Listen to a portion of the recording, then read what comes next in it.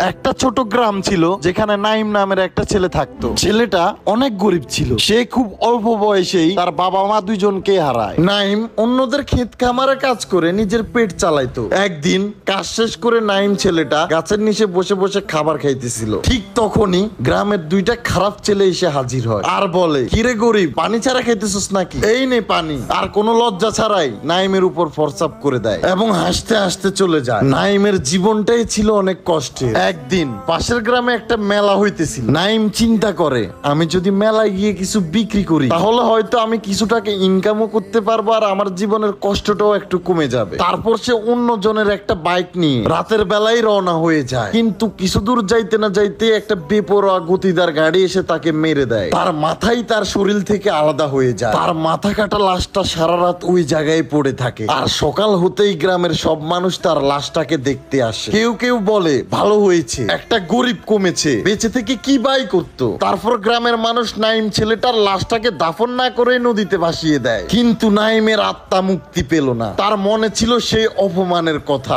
আর এক রাতে একটা বাচ্চা ঘুমাইতেছিল আর হঠাৎ করে সে চিল্লাইতে থাকে, ছেড়ে দাও আমাকে, আমাকে মেরো না, ছেড়ে দাও। আর সকাল হতেই তার মাথা কাটা লাশ পাওয়া যায় একটা গাছের সাথে। পুরো গ্রামই আতঙ্কিত হয়ে যায়, কেউই কিছু বুঝতেছিল না। আর একদিন রাতে খুব জোরে একটা আওয়াজ শোনা যায়।